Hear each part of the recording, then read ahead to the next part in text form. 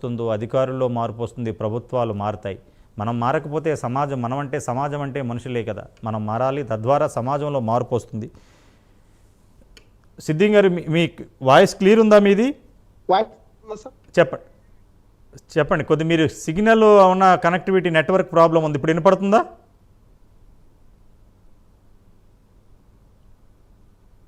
Hello,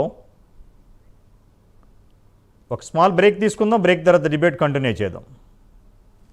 special debate. Corporate దందాలో భాగంగా corporate కాలేజీల్లో, స్కూల్లో, హాస్టల్ భవనాల్లో అవినీతి దందాపై చర్చిస్తున్నాం. బండారు రామ్మోహన్ రావు రాజకీయ విశ్లేషకులు జూమ్ లైన్లో అందుబాటులో ఉన్నారు. నమస్కారం అండి. సార్ నమస్కారం అండి. సార్, గత కొన్ని రోజులుగా ప్రైమ్ 9 వేదికగా తెలుగు రాష్ట్రాలలో ఈ కార్పొరేట్ దందాపై మనం విశ్లేషణ చేస్తూ ప్రజల్లో, పబ్లిక్లో, పేరెంట్స్లో అవేర్నెస్ చేస్తూ వస్తున్నాం. స్పందించిన ఇంటర్మీడియట్ బోర్డు ఒక టాస్క్ ఫోర్స్ని ఏర్పాటు చేసింది. ఫీజు నియంత్రణ రావాలనుకుంటున్నాం. At the same time hostel భవనాలు అనుమతులు లేకుండా మొత్తం స్కూళ్ళు కానీ, కాలేజీలు కానీ ఎక్కడ అనుమతులు ఉండవు. కానీ వాళ్ళ కుప్పలు తెప్పలుగా పెట్టి, వాళ్ళ ప్రాణాలను ప్రణంగా పెట్టి ఈ వ్యాపారం చేస్తున్నారు. దీని గురించి మీరు ఏమంటారు? చంద్రాణి గారు, మీకు ప్రైమ్ 9 టీవీ ప్రేక్షకులు నమస్కారం. నమస్కారం. మంచి సబ్జెక్ట్ తీసుకొని మంచి విషయం చేస్తున్నారు. మంచి చర్చ కూడా. చర్చలో వెలుగు పుట్టాలి కానీ వేడి పుట్టాలి. కార్పొరేట్ కాలేజీల మీద కానీ, స్కూళ్ళ మీద వ్యతిరేకత లేదు. కానీ వాటి చేస్తున్న పనుల వల్ల విద్యారంగం ఎట్లా నష్టం అయిపోతుంది అని కానీ మాట్లాడుకుంటాం. మీ ఆవేదన అర్థం చేసుకున్నాను. మన మంచి సబ్జెక్ట్ తీసుకున్నాను. ప్రపంచంలో రెండు ఏ ప్రజలకైనా విద్య, ఆరోగ్యాలు ముఖ్యం. మనం ఇవాళ విద్య గురించి మాట్లాడుకుంటున్నాం. అసలు అని ఒక సర్వే ఉన్నది సత్నాన్ గారు. నేను దానికి 2 సంవత్సరాలు ఉమ్మడి ఆంధ్రప్రదేశ్ కోఆర్డినేటర్ గా ఉన్నాను. ఇప్పుడు ప్రథమ అనే ఆర్గనైజేషన్ దేశవ్యాప్తంగా ప్రైవేట్ సంస్థ కానీ వాళ్ళు అద్భుతమైన సర్వే చేస్తున్నారు. 18 సంవత్సరాలకి మేము చేస్తున్నాం. పిల్లల విద్యా ప్రమాణం పడిపోతున్నాయి. మనం గవర్నమెంట్ స్కూల్స్ మనమే కుక్కను చంపాలంటే పిచ్చి కుక్కను ముద్రేసి చంపినట్టు గవర్నమెంట్ స్కూళ్లను మనమే రాజకీయ నాయకత్వం, సమాజం కూడా చంపేసి చెప్పారంటే విద్య రావడం లేదని చెప్పి మనమే బదనం చేసుకున్నాం. దాంతో కార్పొరేట్ విద్య పెరిగింది. ఇవాళ ఆ సర్వే ప్రకారం పూర్తిగా 18 సంవత్సరాల సర్వే కంటిన్యూ చేస్తున్న వాడికే చెప్తున్నాను. మీరు ASER అనుకోండి, annual status of education report కొడితే మొత్తం వివరాలు చెప్పిన వస్తాయి. ఆ అకాడమిక్ డిస్కషన్ మొత్తం నేను డేటా చెప్పాను. కానీ చాలా వరకు 50% స్కూళ్లలో మెల్లమెల్లగా 50% పిల్లలు ప్రైవేట్ స్కూళ్ళకి వెళ్ళిపోయింది ఇప్పటికే. ఇప్పుడు గవర్నమెంట్ స్కూళ్లలో ఉన్నది దళితుల పిల్లలు, పేదల పిల్లలు, కేవలం ఏమంటారు దాన్ని ఫస్ట్ మన జనరేషన్ పిల్లలు మాత్రమే ఉంటున్నారు. అంతకుముందు వాళ్ళ తల్లిదండ్రులు చదువుకున్నారు. అది పెద్ద చర్చ. కానీ నేనేమంటానండి, ఈ ప్రైవేటీకరణలో భాగంగా ఇది ఒక 30 ఏళ్ళ నుంచి పెరిగింది. ఈ 10 ఏళ్ళ నుంచి మరింత పెరిగింది. దానికి కారణం ఏమిటంటే ప్రైవేట్ స్కూళ్ల పట్ల మోజు ఒకటి, రెండోది ఇంగ్లీష్ మీడియంలో ఒకటి, రెండోది దాంతో పాటు అక్కడేదో సౌకర్యాలు ఉన్నాయంటున్నాం. నిజంగా మీరు ఇంతకుముందు చెప్పారు సత్యనారాయణ గారు, ఎట్లా ఉందంటే బహుళ అంతస్తుల బిల్డింగ్ లో పెద్ద స్కూల్ నడుస్తుంది.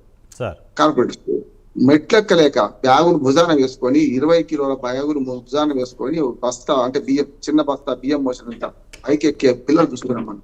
వాళ్ళు నడుములు ఉంగిపోతున్నాయి, భుజాలు ఉంగిపోతున్నాయి. L1, L3, L1, L2, L3 ఏవైతే వెనుక దెబ్బతింటుంది. అయినా సరే వాళ్ళు ఎందుకు పోతున్నారు అంటే అక్కడ ఏదో నేర్పుతున్నారని. దానికి ప్రైవేట్ స్కూళ్లకు ప్రభుత్వ స్కూళ్ళకు ఒకటి తేడా. ప్రభుత్వ స్కూళ్లలో 5వ తరగతి దాకా ఒక టీచరు, 2 టీచర్తో స్కూల్ నడుస్తున్నాయి. అక్కడేమో ప్రతి క్లాస్ కు టీచర్ ఉంటాడు. గవర్నమెంట్ ప్రైవేట్ స్కూళ్లలో ప్రధానంగా ఏంటంటే ఈ కార్పొరేట్ స్కూళ్ళ వైపు మొగ్గడానికి ప్రధాన కారణం ఏంటంటే ప్రతి క్లాస్ కు టీచర్ ఉంటాడు. ఇంటర్మీడియట్ ఫెయిల్ అయిందా, 10th ఫెయిల్ అయింది ఎవరు చూడాలి, వాళ్ళ ఎడ్యుకేషన్ క్వాలిఫికేషన్స్ కూడా మనం చూడడం ఇవ్వాలి కూడా మనం. కనుక లోపలికి పోతే షాన్ ఫోటం లాగానే ఇప్పుడు కూడా తయారైనాయి. కనుక పేరెంట్స్ కి ఎలాంటి హక్కులు లేవు, లోపలికి పిల్లలు చూడడానికి హక్కులు లేవు. వాళ్ళు ఏం చేస్తున్నారు, ఒకటేమో ఎడ్యుకేషన్ మీద దందా చేస్తారు, 2 హాస్టళ్ల మీద మరింత పెద్ద దందా చేస్తున్నారు. మీకు తెలుసు, మీకు అందులో అనుభవం సత్యనారాయణ గారు, మీ గురించి నాకు తెలుసు కానీ చెప్తున్నాను.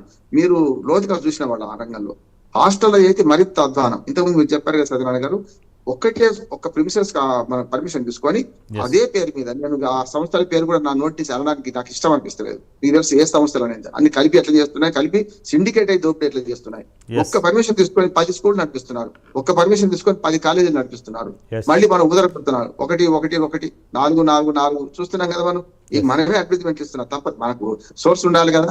కనుక నేనేమంటున్నానంటే ఇది అంతం కావాలంటే ప్రభుత్వమే సరి అయిన చర్య తీసుకోవాలి.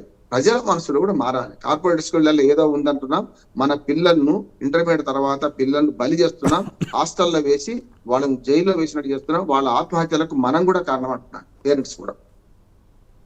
ఇప్పుడు వీళ్ళు గవర్నమెంట్ అసలు ఈ హాస్టల్స్కి తనిఖీలు చేయవలసిన అవసరం లేదంటారా సార్? యాక్చువల్గా మొట్టమొదటి చేయాల్సింది ఏంటంటే స్కూళ్ళ మన రికగ్నేషన్ ఉంది కదా, వాళ్ళు ఏ ప్రిన్సెస్ లో పెడతామన్నారు దానికి మాత్రమే పరిమితమైనరా, అదే పేరు మీద సెక్షన్స్ పెంచి వేరు చోట్ల పెట్టినరా అనేది తనిఖీ చేయాలి నెంబర్ 1. రెండోది హాస్టల్ పెట్టడానికి కూడా చాలా నిబంధనలు ఉన్నాయి సత్యనారాయణ గారు. నేను అంటే నాన్నే చెప్పుకోవడానికి నిష్ణాతులుగా చెప్తున్నాను. నేను అందులో చాలా వరకు ఈ హాస్టల్ పెట్టడానికి ఏవైతే నిబంధనలు ఉన్నాయో ఒక్కటి కూడా పాటిస్తలేదు. స్కూల్ పెట్టడానికి నిబంధనలు చాలా ఉన్నాయి. ఇప్పుడు మన ప్రభుత్వ స్కూల్కి అయితేనేమో 2 ఎకరాల స్థలం ఉండాలి, హై స్కూల్ కంటే మనకు ఉన్నాయి కదా నిబంధనలు. ఎవరికైనా ఏ ప్రైవేట్ స్కూల్ కైనా, పెద్ద కార్పొరేట్ స్కూల్ విడిచిపెట్టండి, మామూలు స్కూల్లో ప్రైవేట్ స్కూళ్ళకి దేనికైనా 2 ఎకరాల స్థలం కాదు, ఎకరం స్థలం ఉందా, 1 ఎకరం స్థలం ఉందా, అపార్ట్మెంట్లు హైదరాబాద్ చూస్తే అపార్ట్మెంట్లలో పెడుతున్నారు. కనుక ఆ నిబంధనలు పాటిస్తలేరు.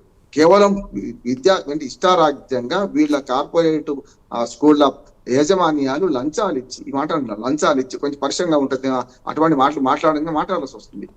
ఎడ్యుకేషన్ అధికారులు కూడా ఇదే పని చేస్తున్నారు.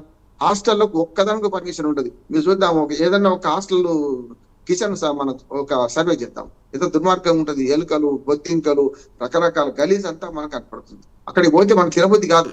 నేను చాలా హాస్టల్ తనిఖీ చేస్తాను, చాలా హాస్టల్ పిల్లలతో మాట్లాడతాను. లయన్స్ ట్విస్ట్ అని మేము లయన్స్ క్లబ్ ఇంటర్నేషనల్ నుంచి నేను దాని బాధ్యతని కనుక వీటిలో క్లాసులు తీసుకోవడానికి పోతాను. ఏదో దుర్మార్గంగా ఉంటది, అంటే ఆడ తినబుద్ధి కూడా కాదు. అంటే వాడు పాపం ఓ జైల్లో ఖైదీలాగా బతుకుతున్నారు. కేవలం తిండి, నిద్ర, చదువు, ఇంకేంటి 3 సార్లు తిండి పెడుతున్నారు. ఒక 5 గంటలు 4 గంటలు నిద్రపోనిస్తున్నారు. తెల్లారి నుంచి రాత్రి దాకా వృద్ధి పడేస్తున్నారు. ఎవరికైనా ఒక 45 నిమిషాలు ప్రసంగం వింటే అంతకన్నా తర్వాత మనం తీసుకునే గ్రహణ శక్తి ఉండదు. సత్యనారాయణ గారు, రామ్మోహన్ రావు గారు, మొన్న మాదాపూర్లో సాక్షాత్తు తెలంగాణ మహిళా కమిషన్ చైర్పర్సన్ మేడం వెళ్ళి ఆకస్మికంగా తనిఖీ చేస్తే అక్కడ లేడీస్ పడుతున్న బాధలు చూసి నిజంగా సభ్య సమాజం సిగ్గుపడింది. అయినా క్యాంపస్ మళ్ళీ లేడీస్ తీసి జెంట్స్గా మార్చారు. మరి ఏమిటి, ఒక సాక్షాత్తు మహిళా కమిషన్ వెళ్ళి నోటీస్ ఇచ్చి వాళ్ళని మీద యాక్షన్ తీసుకున్నా కూడా మళ్ళీ యథేచ్ఛగా మళ్ళీ దాన్ని రన్ చేస్తున్నారంటే ఏమనాలి మన తెలంగాణ గవర్నమెంట్ని? ఖచ్చితంగా ఇప్పుడు మహిళా కమిషన్ అభినందిస్తున్న ఒక వ్యాసం రాశారు. నేను నా జర్నలిజంలో కరెక్ట్ 50 సంవత్సరాలు ఈ సంవత్సరం 2025 75 నుంచి 2020 నేను 9 వ్యాసం కూడా రాశాను, అభినందించాను. ఏది మనకు మహిళా కమిషనర్. కానీ ఆ ఒక్కటి చేస్తే లాభం లేదు. ఇప్పుడు అన్నం ఉడికిందా లేదు చూడడానికి ఒక్క మెతుకు చాలు కదా. తర్వాత చర్యలు ఏమంటున్నాం, ఇప్పుడు వాళ్ళు తనిఖీ చేశారు, హల్చల్ చేశారు, ప్రెస్ మీడియా మనందరం ఇట్లా చేసినాం. తర్వాత ఏంది, వాట్ నెక్స్ట్ అంటున్నాను. ఆ తర్వాత స్టెప్స్ తీసుకోవడం లేదు. సమస్య ఎక్కడ వస్తుందంటే, సమస్య అందరికీ తెలుసు, ఏనుగంత సమస్య మన ముందట్టున్నది సత్యనారాయణ గారు. కానీ ఆ సమస్య సాల్వేషన్ ఎక్కడ? ఇప్పుడు మన సమస్య వర్ణన చాలా చేయొచ్చు, దానికి పరిష్కారాలు కావాలి కదా అంటున్నాను. రెండో ఎప్పుడు చెప్తుంటారు సత్యనారాయణ గారు, నేను ఎప్పుడు అంటే చర్చలో వెలుగు పుట్టాలి, వేడి పుట్టొద్దు. చర్చలో వెలుగు పుట్టాలి. మనం ఏదైనా పెద్ద ఫంక్షన్లలో పెద్ద హెడ్ లైట్స్ వేస్తారు, మనకి చెమట పడుతుంది, కానీ ఆ వెలుగు రా. కానీ మామూలు మన మంచి బల్బ్స్ వచ్చినాయి, అప్పుడు ఏమైతే వెలుగు వస్తుంది, మనకు చల్లదనం తెలియదు. ఇది అంత చర్చ అట్లా ఉండాలి. సమస్య వర్ణన చాలా చేయొచ్చు మనం. ఇప్పుడు ఈ గంట సేపు కూడా మనం వర్ణన చేయొచ్చు. పరిష్కారాల వైపు అని అంటున్నాడు, అది ప్రభుత్వం చేయడం లేదు. సమాజంలో భాగస్వాములైన మన మేధావులు కూడా దీని పరిష్కారం ఇదే అని చెప్పలేకపోతున్నారు. ఈ మధ్య విద్యా కమిషన్ కూడా కొన్ని ఫైండింగ్స్ ఇచ్చింది, అది ఎంతమంది తెలుసు మనకు? మనం కూడా ప్రచారం చేయాలంటున్నాను. విద్యా కమిషన్ ఇచ్చిన నివేదికలో ఏం జరుగుతుందో స్పష్టంగా చెప్పాను. మురళి నా ఫ్రెండ్, వారు మంచి సూచనలు చేశారు. ఇంకా చేయాల్సిన సూచనలు చాలా ఉన్నాయి, కానీ అవి అమలు కావాలంటే ప్రభుత్వమే కదా బాధ్యత వహించాల్సింది. ప్రభుత్వం నిర్ణయం పండుకొని ప్రభుత్వాలు బాధ్యత తీసుకోవడం పేరెంట్స్ కి ఆ స్టూడెంట్స్ కి దిక్కెవరు సార్? మరి మనమే అంటున్నాం. మనం అంటే ప్రైమ్ 9 చూపిస్తున్నాం. ప్రైమ్ 9 మేనేజ్మెంట్ గత 34 రోజుల నుంచి తెలుగు రాష్ట్రాల్లో జరుగుతున్న వ్యవస్థలో జరుగుతున్న అవినీతి గురించి మొత్తం ప్రక్షాళన దిశగా ఎన్ని రోజులు మేము సమయం కేటాయించి చర్చిస్తున్నాం. పేరెంట్స్ ఇంకా కూడా వాళ్ళ మాయలో పడుతున్నారు. ఏం చేస్తే మార్పు వస్తుంది? పేరెంట్స్ కి ఒకటి ఇంగ్లీష్ మీడియం మోజు ఉంది సత్యనారాయణ, నెంబర్ 1. రెండోది ప్రభుత్వ విద్యాలయాలు పడిపోయినాయి అని మనమే చెప్తే కదా, పిచ్చి కుప్పని చంపాలని ప్రచారం చేసిన ప్రభుత్వం చేసింది, మనం అంటే పేరెంట్స్ చేసుకున్నారు. నిజంగా చెప్పాలంటే పేరెంట్స్ కళ్ళు తెప్పించాలంటే ఈ ఆత్మహత్యలు జరిగిన ప్రతి కాలేజీని వీళ్ళని సందర్శించుకుందాం. వాళ్ళ పిల్లలకు వాళ్ళు ఎట్లా బలి చేస్తున్నారు. నేను ఇప్పుడు ఫస్ట్ టైం వాళ్ళ మీ చర్చలో వచ్చాను, కానీ 34 రోజులు సాగిస్తున్నందుకు మీకు అభినందనలు. మొట్టమొదటి మీతో మళ్ళీ ఒక నిమిషం సార్ మీతో మాట్లాడతాను. ఒక కాలర్ ఉన్నారు, హనుమంత్ రెడ్డి గారు హైదరాబాద్ నుంచి. నమస్కారం అండి. హర్షవర్ధన్ రెడ్డి గారు.